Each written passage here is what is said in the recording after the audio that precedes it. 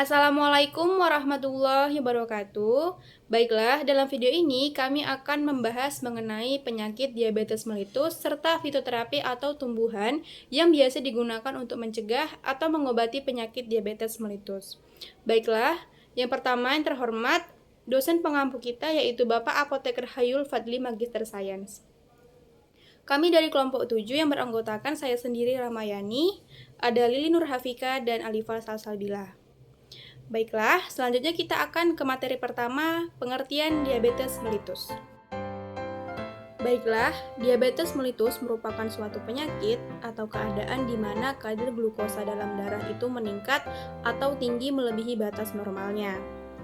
Nah, ini disebabkan karena fungsi hormon insulin yang berfungsi sebagai menurunkan kadar glukosa darah ini terganggu. Sehingga ketika kadar glukosa dalam darah tinggi, maka tidak ada hormon yang menurunkan kadarnya, sehingga tetap tinggi di dalam darah. Nah, jadi penyakit diabetes mellitus ini ada dua tipe yang paling umum, yaitu ada DM tipe 1 dan tipe 2. Untuk DM tipe 1 itu ditandai dengan ketidakmampuan sel beta pankreas untuk mensekresikan hormon insulin ketika kadar glukosa dalam darah itu meningkat, dikarenakan insulin ini berfungsi untuk menurunkan kadar glukosa dalam darah. Lalu ada DM tipe 2. DM tipe 2 ini ditandai dengan hormon insulin ini masih diproduksi oleh sel beta pankreas, akan tetapi terjadi resistensi insulin. Maksud dari hal ini adalah kondisi ini mempengaruhi cara tubuh dalam menggunakan glukosa sebagai sumber energi. Selanjutnya yaitu ada faktor risiko diabetes mellitus. Yang pertama yaitu ada obesitas. Nah, saat seseorang kelebihan berat badan, jaringan lemak di dalam tubuh dapat menghambat kerja insulin. Nah, insulin ini biasanya membantu tubuh menggunakan gula dari makanan. Tapi obesitas membuat tubuh kurang responsif terhadap insulin sehingga membuat gula darah di dalam tubuh meningkat. Lalu yang kedua yaitu ada kurang aktivitas fisik. Nah, aktivitas fisik ini membantu tubuh menggunakan gula sebagai sumber energi. Ketika kita kurang bergerak, otot-otot tidak dapat memanfaatkan gula dengan baik, yang dapat menyebabkan peningkatan gula darah dan meningkatkan risiko diabetes. Lalu yang ketiga yaitu ada riwayat penyakit jantung. Nah, penyakit jantung seringkali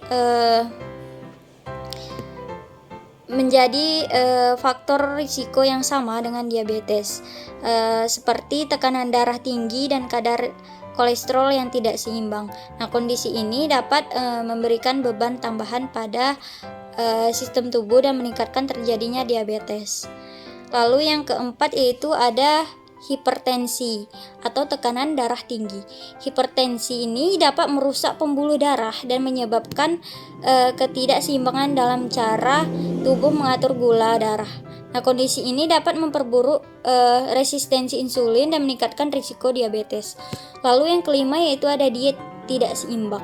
Pola makan yang kaya akan makanan tinggi lemak dan gula dapat menyebabkan peningkatan berat badan dan resistensi insulin. Konsumsi berlebihan makanan dengan indeks glikemik tinggi dapat juga meningkatkan risiko diabetes. Adapun tanaman herbal yang dapat digunakan untuk pengobatan diabetes mellitus, yang pertama yaitu ada daun kelor, dengan nama latinnya yaitu Moringa oleifera. Bagian tumbuhan yang digunakan adalah daun. Kandungannya yaitu terdapat beta-karoten yang terdapat pada vitamin A, berfungsi melindungi tubuh dari radikal. Yang kedua yaitu ada vitamin C, berfungsi untuk penormalan hormon insulin pada penderita diabetes mellitus. Yang ketiga yaitu ada vitamin E, di mana vitamin E itu untuk mencegah supaya tidak terkena diabetes mellitus. Adapun cara pembuatan herbal dari daun kelor ini, yang pertama yaitu kita ambil dan cuci bersih daun kelor tersebut sebanyak 300 mg. Lalu kita rebus daun kelor dengan 3 gelas air atau setara dengan 450 ml selama 15 menit atau sampai menjadi 1 gelas. Lalu kita saring dan hangatkan lalu dikonsumsi. Dosisnya yaitu diminum 1 gelas per hari selagi hangat. Baik, lalu yang kedua yaitu ada tanaman talas dengan nama latinnya yaitu Colocasia esculenta. Bagian tanaman yang digunakan adalah umbi. Adapun kandungan yang terdapat pada talas ini yaitu terdapat resistensi pati yang berupa serat. Selain itu ada vitamin A, vitamin C, dan beta karoten, di mana kandungan tersebut dapat mencegah dan mengobati diabetes mellitus. Adapun cara pembuatannya yaitu satu umbi sebesar kepalan tangan dipotong menjadi 3 bagian, kemudian direbus dengan 1 liter air. Setelah itu kita dinginkan lalu dikonsumsi atau dimakan. Aturan pakainya yaitu 3 kali sehari. Lalu yang ketiga yaitu ada bawang putih, dengan nama latinnya adalah Allium sativum. Bagian tanaman yang digunakan adalah umbi, di mana pada Allium sativum ini terdapat kandungannya yaitu alisin. Alisin ini adalah kandungan yang paling banyak berperan dalam pencegahan antidiabetes, di mana terdapat juga senyawa yang mengandung sulfida. Selain itu ada kandungan tanin, flavonoid, dan alkaloid, di mana kandungan tersebut berfungsi juga sebagai hipoglikemik. Adapun cara pembuatan atau pengolahan pada Allium sativum ini yaitu pertama 3-4 siung bawang putih dihaluskan, lalu campurkan bawang putih yang telah dihaluskan tadi dengan air, lalu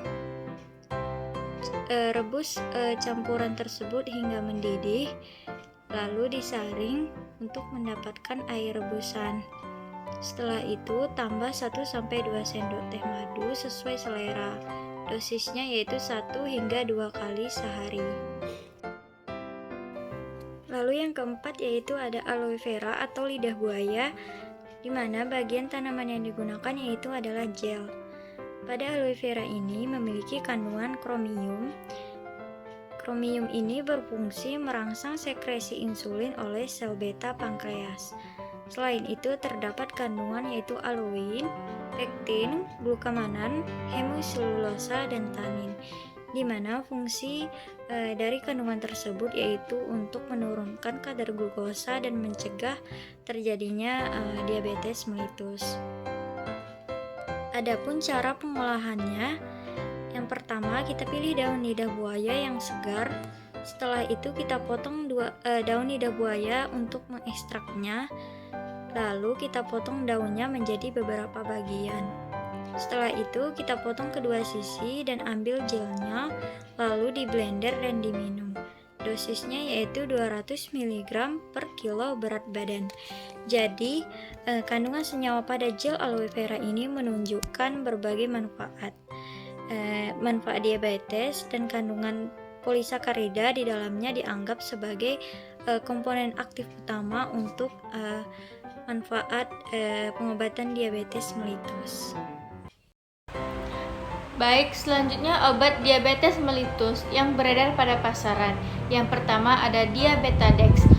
Diabetadex merupakan obat diabetes yang terbuat dari herba alami dan merupakan fitofarmaka sehingga telah teruji klinis dapat menurunkan kadar gula dalam darah.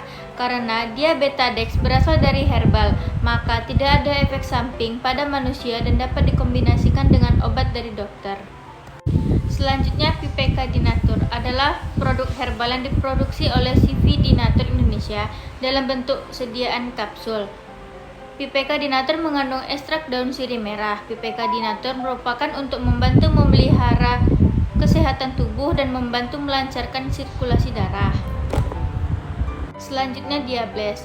Diables merupakan obat herbal secara tradisional digunakan untuk membantu meringankan gejala kencing manis seperti rasa haus, lapar, dan lelah secara berlebihan, sering buang air kecil terutama pada waktu malam hari, serta mengalami penurunan berat badan secara signifikan.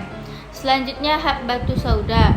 Batu sauda secara teratur bisa membantu menjaga kadar gula dalam darah bagi penderita diabetes.